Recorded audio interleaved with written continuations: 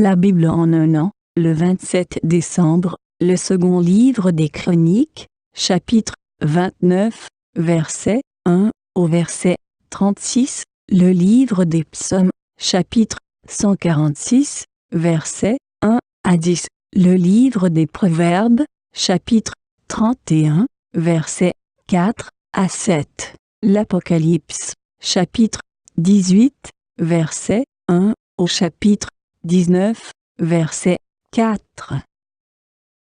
De Chroniques, chapitre 29. Ézéchias devint roi à l'âge de 25 ans, et il régna 29 ans à Jérusalem. Sa mère s'appelait Abijah, fille de Zacharie. Il fit ce qui est droit aux yeux de l'Éternel, entièrement comme avait fait David, son père. La première année de son règne, au premier mois, il ouvrit les portes de la maison de l'Éternel, et il les répara. Il fit venir les sacrificateurs et les Lévites, qu'il assembla dans la place orientale, et il leur dit: Écoutez-moi, Lévites. Maintenant sanctifiez-vous, sanctifiez la maison de l'Éternel, le Dieu de vos pères, et mettez ce qui est impur hors du sanctuaire. Car nos pères ont péché. Ils ont fait ce qui est mal aux yeux de l'Éternel, notre Dieu. Ils l'ont abandonné, ils ont détourné leur regard du tabernacle de l'Éternel et lui ont tourné le dos. Ils ont même fermé les portes du portique et éteint les lampes, et ils n'ont offert au Dieu d'Israël ni parfum ni holocauste dans le sanctuaire. Aussi la colère de l'Éternel a été sur Juda et sur Jérusalem, et il les a livrés au trouble, à la désolation et à la moquerie, comme vous le voyez de vos yeux. Et voici, à cause de cela nos pères sont tombés par l'épée, et nos fils, nos filles et nos femmes sont en captivité. J'ai donc l'intention de faire alliance avec l'Éternel, le Dieu d'Israël, pour que son ardente colère se détourne de nous. Maintenant, mes fils, cessez d'être négligents, car vous avez été choisis par l'Éternel pour vous tenir à son service devant lui, pour être ses serviteurs, et pour lui offrir des parfums. Et les Lévites se levèrent. Macat, fils d'Amasaï, Joël, fils d'Azaria, des fils des Kéatites, et des fils des Mérarites, Kis, fils d'Abdi, Azaria, fils de Jéhalélil, et des Gershonites, Joach, fils de Dzima, Éden, fils de Joach, et des fils d'Élitsaphan, Shimri et Jéhiel, et des fils d'Azaph, Zacharie et Mattania, et des fils d'Éman, Jéhiel et Shimei, et des fils de Jéduthun, Shemaéja et Uziel. Ils réunirent leurs frères, et, après s'être sanctifiés, ils vinrent pour purifier la maison de l'Éternel, selon l'ordre du roi et d'après les paroles de l'Éternel. Les sacrificateurs entrèrent dans l'intérieur de la maison de l'Éternel pour la purifier. Ils sortirent toutes les impuretés qu'ils trouvèrent dans le temple de l'Éternel et les mirent dans le parvis de la maison de l'Éternel, où les Lévites les reçurent pour les emporter dehors au torrent de Cédron. Ils commencèrent ces purifications le premier jour du premier mois. Le 8e jour du mois, ils entrèrent dans le portique de l'Éternel, et ils mirent 8 jours à purifier la maison de l'Éternel. Le 16e jour du premier mois, ils avaient achevé. Ils se rendirent ensuite chez le roi Ézéchias, et dirent: Nous avons purifié toute la maison de l'Éternel, l'autel des holocaustes et tous ses ustensiles, et la table des pains de proposition et tous ses ustensiles. Nous avons remis en état et purifié tous les ustensiles que le roi Akaz avait profanés pendant son règne, lors de ses transgressions. Ils sont devant l'autel de l'Éternel. Le roi Ézéchias se leva de bon matin, assembla les chefs de la ville, et monta à la maison de l'Éternel. Ils offrirent 7 taureaux, 7 béliers, 7 agneaux et 7 boucs, en sacrifice d'expiation pour le royaume, pour le sanctuaire et pour Juda. Le roi ordonna aux sacrificateurs, fils d'Aaron, de les offrir sur l'autel de l'Éternel. Les sacrificateurs égorgèrent les bœufs, et reçurent le sang, qu'ils répandirent sur l'autel. Ils égorgèrent les béliers, et répandirent le sang sur l'autel. Ils égorgèrent les agneaux, et répandirent le sang sur l'autel. On amena ensuite les boucs expiatoires devant le roi et devant l'assemblée, qui posèrent leurs mains sur eux. Les sacrificateurs les égorgèrent, et répandirent leur sang au pied de l'autel en expiation pour les péchés de tout Israël. Car c'était pour tout Israël que le roi avait ordonné l'holocauste et le sacrifice d'expiation. Il fit placer les Lévites dans la maison de l'Éternel avec des cymbales, des luths et des harpes, selon l'ordre de David, de Gad le voyant du roi, et de Nathan, le prophète, car c'était un ordre de l'Éternel, transmis par ses prophètes. Les Lévites prirent place avec les instruments de David, et les sacrificateurs avec les trompettes. Ézéchias ordonna d'offrir l'holocauste sur l'autel, et au moment où commença l'holocauste, commença aussi le chant de l'Éternel, au son des trompettes et avec accompagnement des instruments de David, roi d'Israël. Toute l'assemblée se prosterna, on chanta le cantique, et l'on sonna des trompettes, le tout jusqu'à ce que l'holocauste fût achevé. Et quand on eut achevé d'offrir l'holocauste, le roi et tous ceux qui étaient avec lui fléchirent le genou et se prosternèrent. Puis le roi Ézéchias et les chefs dirent aux Lévites de célébrer l'Éternel avec les paroles de David et du prophète Asaph. Et ils le célébrèrent avec des transports de joie, et ils s'inclinèrent et se prosternèrent. Ézéchias prit alors la parole et dit : Maintenant que vous vous êtes consacrés à l'Éternel, approchez-vous, amenez des victimes et offrez en sacrifice d'action de grâce à la maison de l'Éternel. Et l'assemblée amena des victimes et offrit des sacrifices d'action de grâce, et tous ceux dont le cœur était bien disposé offrirent des holocaustes. Le nombre des holocaustes offerts par l'assemblée fut de 70 bœufs, 100 béliers et 200 agneaux. Toutes ces victimes furent immolées en holocauste à l'Éternel.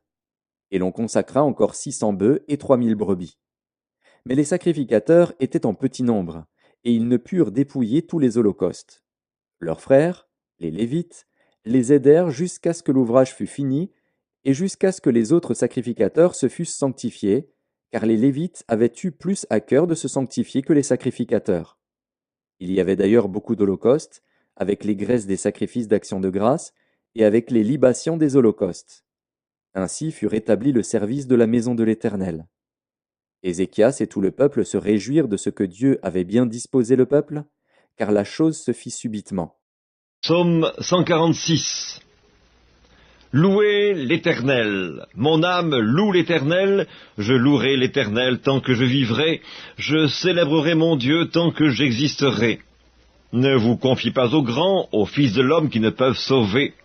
Leur souffle s'en va, ils rentrent dans la terre, et ce même jour leurs desseins périssent. Heureux celui qui a pour secours le Dieu de Jacob, qui met son espoir en l'Éternel son Dieu. Il a fait les cieux et la terre, la mer et tout ce qui s'y trouve. Il garde la fidélité à toujours. Il fait droit aux opprimés, il donne du pain aux affamés.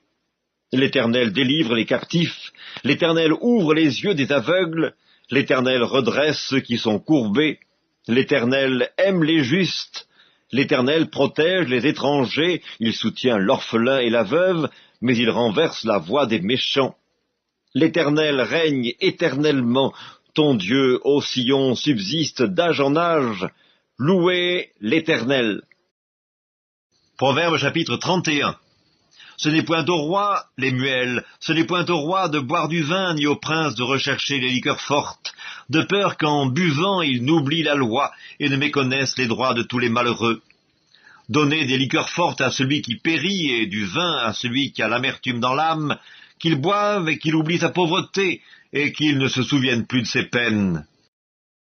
Apocalypse de Jean, chapitre 18. Après cela, je vis descendre du ciel un autre ange, qui avait une grande autorité, et la terre fut éclairée de sa gloire. Il cria d'une voix forte, disant : Elle est tombée, Babylone la grande. Elle est devenue une habitation de démons, un repère de tout esprit impur, un repère de tout oiseau impur et odieux. Parce que toutes les nations ont bu du vin de la fureur de son impudicité, et que les rois de la terre se sont livrés avec elle à l'impudicité, et que les marchands de la terre se sont enrichis par la puissance de son luxe. Et j'entendis du ciel une autre voix qui disait : Sortez du milieu d'elle, mon peuple, afin que vous ne participiez point à ses péchés, et que vous n'ayez point de part à ses fléaux. Car ses péchés se sont accumulés jusqu'au ciel, et Dieu s'est souvenu de ses iniquités. Payez-la comme elle a payé, et rendez-lui au double selon ses œuvres. Dans la coupe où elle a versé, versez-lui au double. Autant elle s'est glorifiée et plongée dans le luxe, autant donnez-lui de tourments et de deuil. parce qu'elle dit en son cœur, « Je suis assise en reine, je ne suis point veuve, et je ne verrai point de deuil. » À cause de cela, en un même jour, ces fléaux arriveront, la mort, le deuil et la famine, et elle sera consumée par le feu, car il est puissant, le Seigneur Dieu qui l'a jugée. Et tous les rois de la terre qui se sont livrés avec elle à l'impudicité et au luxe pleureront et se lamenteront à cause d'elle, quand ils verront la fumée de son embrasement. Se tenant éloignés dans la crainte de son tourment, ils diront « Malheur, malheur, la grande ville, Babylone, la ville puissante, en une seule heure est venu ton jugement. » Et les marchands de la terre pleurent et sont dans le deuil à cause d'elle, parce que personne n'achète plus leur cargaison.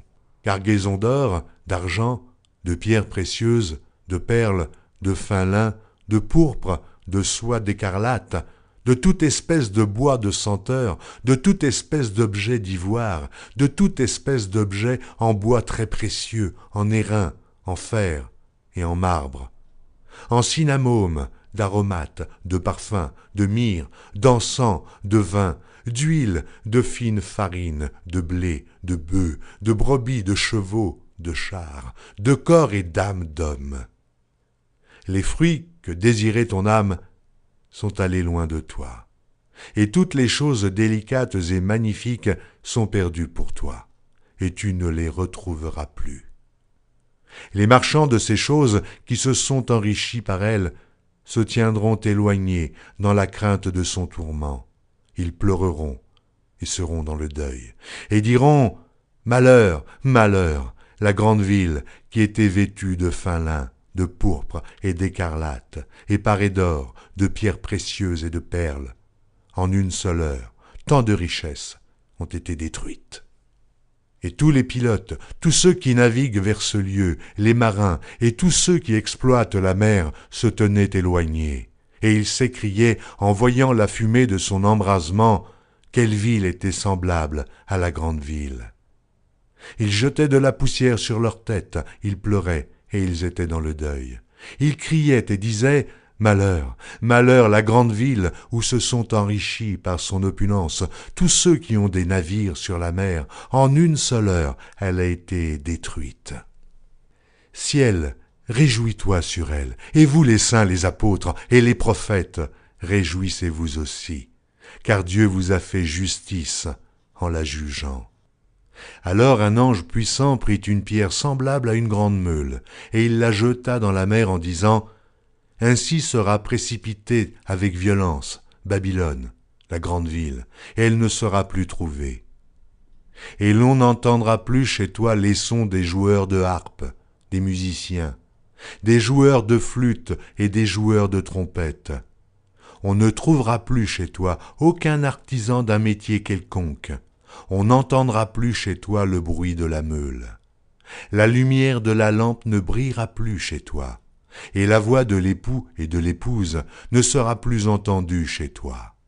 Parce que tes marchands étaient les grands de la terre, parce que toutes les nations ont été séduites par tes enchantements, et parce qu'on a trouvé chez elles le sang des prophètes et des saints et de tous ceux qui ont été égorgés sur la terre. Apocalypse de Jean, chapitre 19. Après cela, j'entendis dans le ciel comme une voix forte d'une foule nombreuse qui disait « Alléluia, le salut, la gloire et la puissance sont à notre Dieu. Parce que ses jugements sont véritables et justes, car il a jugé la grande prostituée qui corrompait la terre par son impudicité. Et il a vengé le sang de ses serviteurs en le redemandant de sa main. Et ils dirent une seconde fois « Alléluia !» Et sa fumée monte au siècle des siècles. Et les 24 vieillards et les 4 êtres vivants se prosternèrent et adorèrent Dieu assis sur le trône en disant « Amen, Alléluia !»